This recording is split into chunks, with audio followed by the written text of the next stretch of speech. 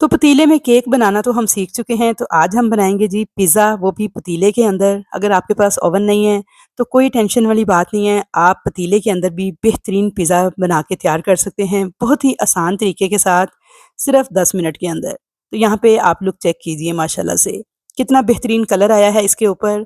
तो आज की वीडियो बहुत ही काम आने वाली है आपके, इसे सेव कर लीजिएगा। तो पिज़्ज़ा बनाना आपके बाएँ हाथ का खेल बन जाएगा। तो अक्सर लोगों की कंप्लेन आ रही होती है जी पिज़्ज़े की टॉपिंग जो है वो पिज़्ज़े के ऊपर फिक्स नहीं होती, अलग हो जाती है या फिर डो में से ईस्ट की स्मेल आती है। तो ऐसी तमाम कंप्लेंट्स जो हैं आपकी ख़त्म हो जाएँगी मेरी इस रेसिपी को फ़ॉलो करने के बाद। तो ये देखिए, अब मैं आपको काट के इसकी अंदर वाली चीज़ भी दिखा देती हूँ। तो ये देखिए माशाल्लाह से कितना सॉफ्ट किस्म का पिज़्ज़ा है। और ये देखिए कलर आप इसका बैक साइड से चेक कर लें, इसकी सॉफ्टनेस चेक कर लें, ब्रेड के अंदर जाला देखिए कितना शानदार बना है।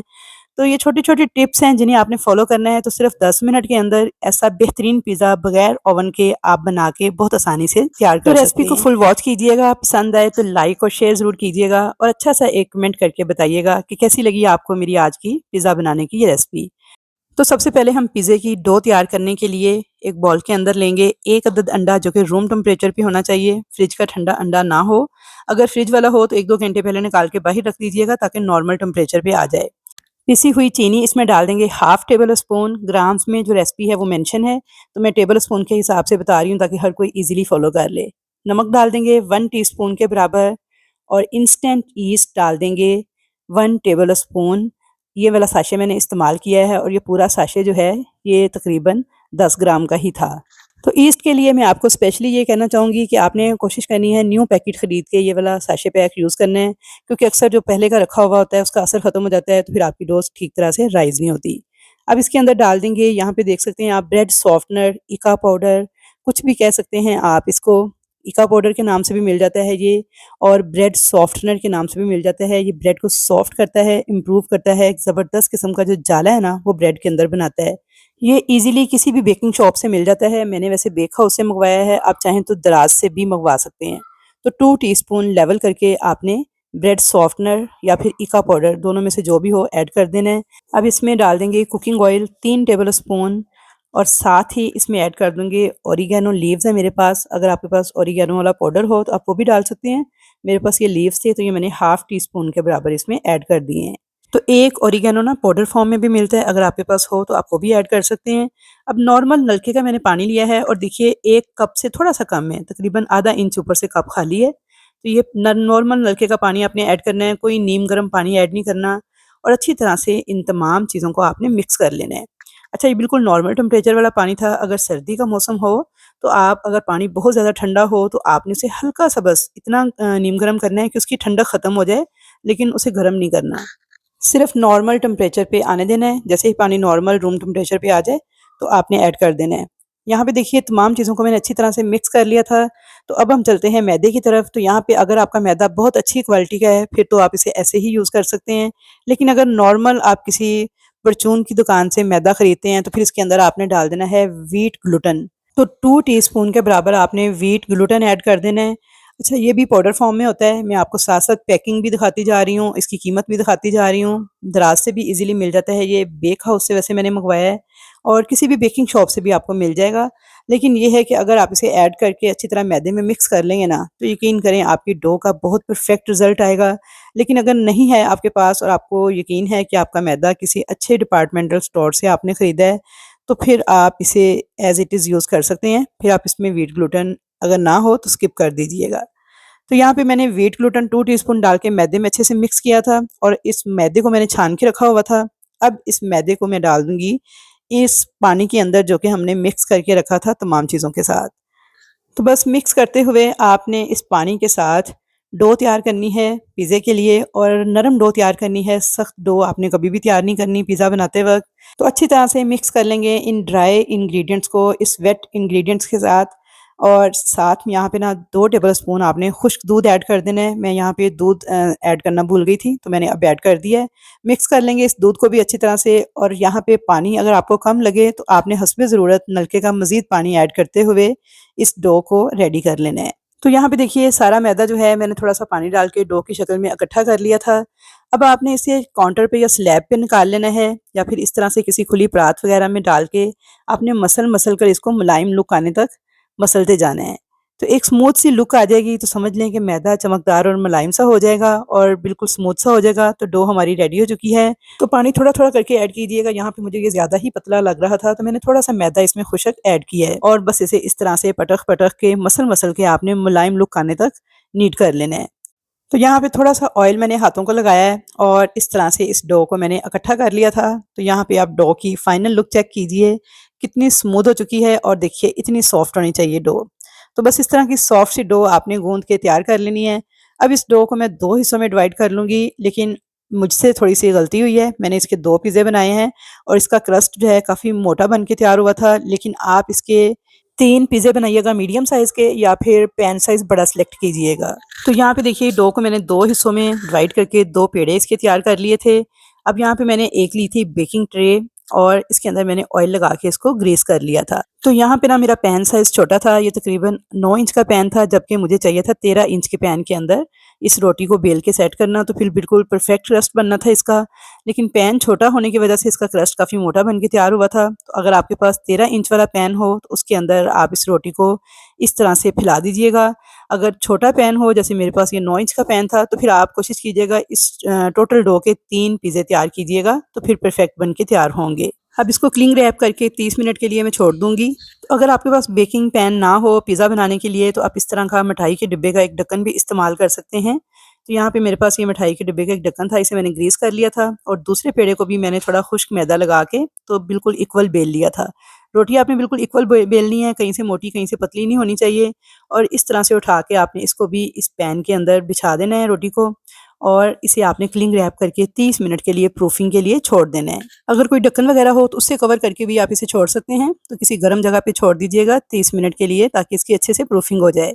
तो यहाँ पे मैंने 300 ग्राम लिया है बोनलेस चिकन, इसके अंदर हाफ़ टी स्पून अदरक का पाउडर, हाफ़ टी स्पून लहसुन का पाउडर, ना हो लहसुन अदरक का पाउडर तो पेस्ट भी ऐड कर सकते हैं। नमक डाल देंगे 1 टीस्पून के बराबर, लाल मिर्च पाउडर डाल देंगे 1 टीस्पून और कुटी हुई लाल मिर्च डाल देंगे हाफ़ टेबल स्पून। अब इसके अंदर तंदूरी चिकन मसाला या फिर तिक्का मसाला दोनों में से कोई एक ऐड कर लें 1 टेबल स्पून और साथ डाल देंगे 1 पिंच के बराबर yellow food colour, 1 and half table spoon cooking oil add कर देंगे। साथ इसमें डाल देंगे नींबू का रस 1 एंड हाफ़ टेबल स्पून, ना हो नींबू का रस तो सिरका भी ऐड कर सकते हैं। मिक्स कर लेंगे अच्छी तरह से इन तमाम चीज़ों को और 10 मिनट के लिए आपने इसको रेस्ट देनी है ताकि इनकी अच्छे से मैरिनेशन हो जाए। तो 10 मिनट के बाद एक फ्राइंग पैन में डाल देंगे इस तमाम मटेरियल को और बिल्कुल लो फ्लेम पे कवर करके पकने के लिए छोड़ देंगे ताकि जो हमारा चिकन है वो अच्छे से टेंडर हो जाए। तो इसमें कोई भी पानी वगैरह ऐड करने की ज़रूरत नहीं है, अपने ही पानी में ये चिकन बहुत अच्छा ज़बरदस्त किस्म का बन के तैयार हो जाएगा। तो यहाँ पे देखिए कितना सारा पानी चिकन ने रिलीज़ कर दिया है, कवर कर देंगे और इसे पकने देंगे और यहाँ पे देखिए चिकन हमारा जो है बिल्कुल टेंडर हो चुका है और पानी इसमें से ड्राई हो चुका है। तो बस फ्लेम ऑफ कर देंगे, इसे ज़्यादा ड्राई मत कीजिएगा, चिकन को थोड़ा जूसी ही रखिएगा, तो फिर ये पिज़्ज़े में बहुत ज़्यादा मज़ेदार लगता है। तो चलिए जी 30 मिनट हो गए थे डो को छोड़े हुए, तो देखिए माशाल्लाह से कितनी अच्छी डो की प्रूफिंग हो गई है और कितनी अच्छी ये राइज़ हुई है। तो आजकल अभी मौसम नॉर्मल ही है, तो मैंने किचन काउंटर पे ही इसको छोड़ा है, तो देखें 30 मिनट में ये इतनी अच्छी राइज़ हो गई है।